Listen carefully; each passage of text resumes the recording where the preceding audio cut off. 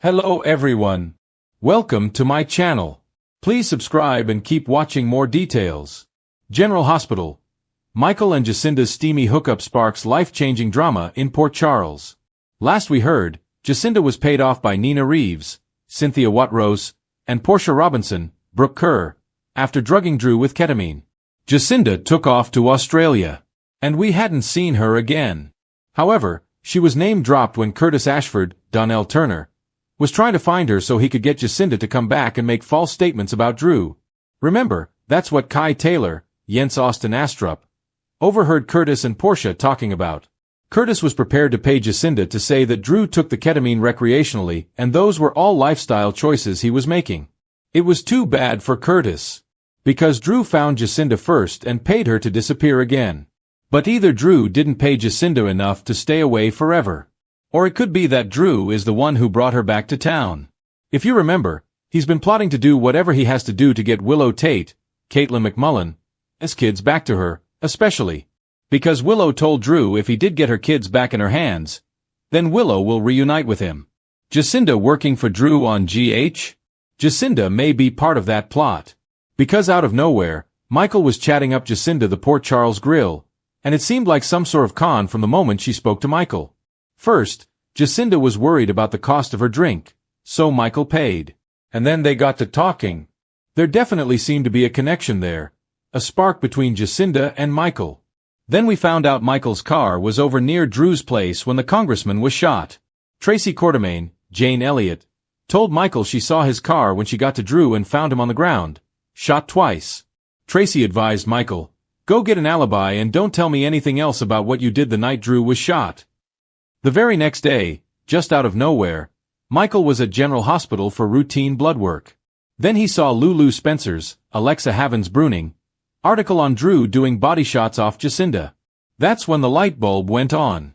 And Michael realized, that was the same sketchy woman talking to me that Drew was with. Michael's alibi dilemma. Jacinda's role in the Drew Kane shooting investigation. This week, Michael is going to ask Curtis to help locate Jacinda. I'm guessing Curtis will be stunned to hear she's back in Port Charles. But Michael needs to find her. The big question is whether Jacinda and Michael left the Port Charles Grill together, whether they were together when Drew was shot, and whether Jacinda and Michael were hooking up while somebody was putting a couple of bullets in Drew's back. This could be a real Sophie's choice for Michael. Because if Jacinda is his alibi, she could get Anna Devane, Finola Hughes, off Michael's back about him being a suspect in Drew's shooting. However, if Jacinda is Michael's alibi, that could cause big problems in custody court. Because he was with a prostitute and is admitting it to get an alibi. I kind of feel like Drew might have brought Jacinda back to town and offered her more cash to come and target Michael. Drew's plan blows up on General Hospital? Only Drew's plans might have gone awry when he was shot. Jacinda might be trying to score some backup cash from Portia and Nina right now. I'm sure we're going to find out more very soon. Because Drew is awake this week and answering questions about his shooting. I told you guys he wasn't going to die. Because Frank Valentini doesn't give us nice things. Drew is going to live forever. The question is, are we going to see him summon Jacinda the prostitute to his hospital room for a chat? Hopefully not, because Willow would be furious if she saw that. The high stakes. How Jacinda could destroy Michael's custody battle and reputation. Let's talk real quick about how this Jacinda thing could go really badly for Michael, and maybe this is what Drew had planned. First of all, nothing to do with Drew. But Jacinda could turn up pregnant if Michael had unprotected sex with her. After all, his last one-night stand with Sasha Gilmore, Sophia Matson, produced a baby. Michael is pretty much as fertile as Sonny Corinthos, Maurice Bernard, even though they're not blood-related. Tracy Quartermaine, Jane Elliott, would lose her entire mind if a Quartermaine impregnated a hooker. Michael's mom, Carly Corinthos Spencer, Laura Wright, would also lose it. Drew destroys Michael in court? Plus, it would look really bad for Michael in family court if he got another woman pregnant after another one-night stand, much less a prostitute. The second thing I feel is that Michael going to have blood drawn the day after seeing Jacinda is quite suspicious. I wonder if Drew offered Jacinda money to drug Michael the same way she drugged him.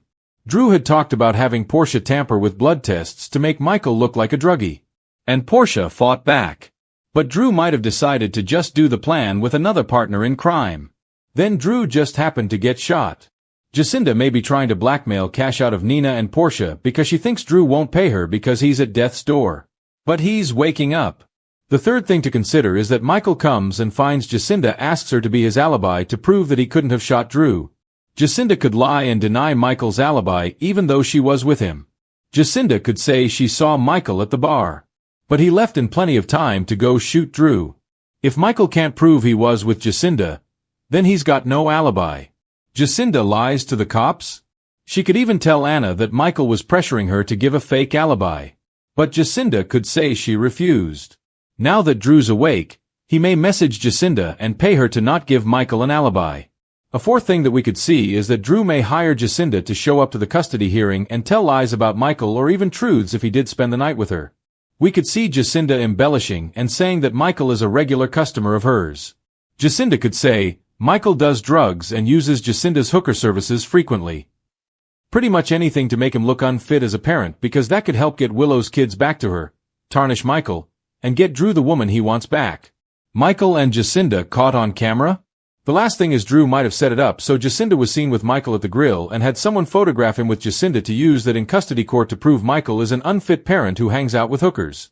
Again, Drew could do that to get the kids taken away from him. No matter how it goes down, I suspect Jacinda is in town to do dirty work for Drew. We'll find out. And if so, that could be really bad news for Michael. We'll see what happens. You would think that Jacinda would be too scared to come back to Port Charles after Drew paid her to stay away. That's a big part of why I suspect that Drew might have had a hand in Jacinda's return. And he might be using her to destroy Michael's credibility and get Willow kids turned back over to her by the quiet town. But this week's shocking twist threatens to unravel alliances, ignite bitter rivalries, and leave fans reeling. At the center of the storm? Michael Corinthos, normally the Quartermain heir with a clean-cut image, and Jacinda, an ambitious new arrival whose agenda may be more dangerous than anyone realizes. Their unexpected fiery hookup sets off a chain reaction of betrayals, secrets, and explosive confrontations that could alter the lives of everyone in their orbit. Michael's breaking point. Michael has always carried the weight of his family name.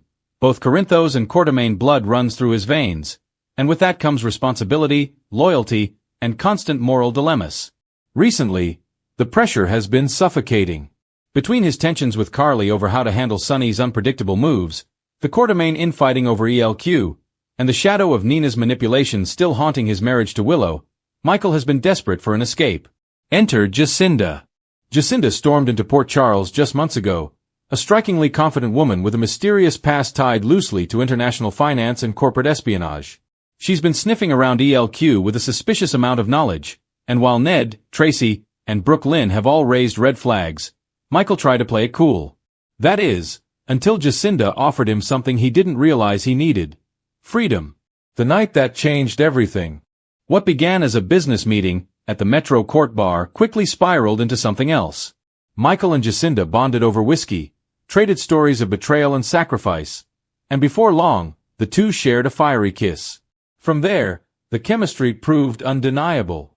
The pair ended up in Jacinda's hotel suite, and what followed was a night of reckless passion that left Michael questioning everything. For the first time in a long time, he wasn't the dutiful son, the responsible father, or the Quartermain CEO. He was just a man, giving into raw desire. But Port Charles never allows secrets to stay hidden for long. Willow's intuition. Back at home, Willow has been struggling with a growing sense of unease. Her health has been stable, but she's noticed Michael's increasing absences and distant behavior. At first, she chalked it up to ELQ pressure and his never-ending battle with Sonny. But when Michael returned home the morning after his tryst with Jacinda, disheveled and oddly defensive, Willow's suspicions flared. To complicate matters further, Willow recently reconnected with Nina in an attempt at cautious peace. Willow has been trying to mend fences for the sake of her children's future, but if Michael's betrayal comes to light, Willow may not have the strength to keep her world from unraveling. Jacinda's secret agenda. Jacinda didn't just land in Port Charles for pleasure. Rumor has it she's tied to a rival corporate entity with a long-standing vendetta against ELQ. Her calculated seduction of Michael wasn't just passion, it was strategy. By pulling Michael into her orbit, Jacinda gains leverage over the Quartermain heir, and possibly insider access to ELQ's operations. But here's the twist. Jacinda didn't expect to actually fall for him. What started as manipulation is quickly turning into something far more complicated. Michael's vulnerability, his sense of loyalty, and his conflicted heart have awakened feelings Jacinda thought she buried long ago. Now she faces her own moral crossroads: continue the plan, or risk everything for a man she was supposed to ruin. Carly's explosive discovery. Of course, no Corinthos secret stays buried when Carly is around. Carly has been keeping an eye on Jacinda from the start, sensing that the newcomer is dangerous. While Carly initially assumed Jacinda had her sights on Sonny, a well-timed encounter at the Metro Court reveals the truth. Michael and Jacinda are entangled in a way that can only mean trouble. Carly's reaction is pure fury. Not only has Michael put his marriage in jeopardy, but he may have also jeopardized ELQ's future and the family's legacy. Carly corners Jacinda in classic Carly fashion, warning her to back off, or face consequences she won't see coming. But Jacinda, ever cool and collected, makes it clear Carly may not have the power to stop her. Sonny's unexpected role. Meanwhile, Sonny finds himself in an unexpected position. His own relationship with Nina is hanging by a thread, and his trust in Michael has been shattered since Michael once tried to send him to prison. But when word of Jacinda's manipulation surfaces, Sonny realizes he may need to step in to protect his son, even if Michael doesn't want his help. Sonny warns Jacinda that no one plays games with his family and walks away unscathed. The tension between Sonny and Michael, however, remains palpable. Michael resents his father's interference, even as he secretly fears Jacinda's power over him. The pregnancy bombshell. Just when Michael thinks the situation can't get worse, Jacinda drops a life-changing revelation: she might be pregnant. The possibility sends shockwaves through Michael's world. If true, this child could tie him to Jacinda forever, blowing up his marriage, his family, and ELQ in ways no one could have predicted. Willow, who has already endured so much heartache, may never forgive him. And if Jacinda is lying, as many suspect, then Michael is caught in a dangerous game of manipulation with stakes higher than he ever imagined. The fallout.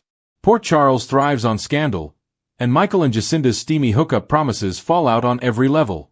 Willow, if she discovers the truth, her marriage could shatter beyond repair. Carly, determined to protect her son, Carly may unleash a war Jacinda isn't prepared for. Nina, she could use Michael's betrayal as leverage in her ongoing war with Willow and Carly. Sonny, forced to choose between protecting Michael and letting him face the consequences of his actions. The Quartermaines. If Jacinda gains control of ELQ secrets, the family business could be at risk like never before. A storm on the horizon. The steamy hookup between Michael and Jacinda wasn't just about desire, it was about power, betrayal, and the fragility of trust. As Port Charles braces for the fallout, one thing is certain: nothing will ever be the same for Michael Corinthos. In a town where secrets have a way of surfacing at the worst possible moment, Michael's world is about to implode. And Jacinda?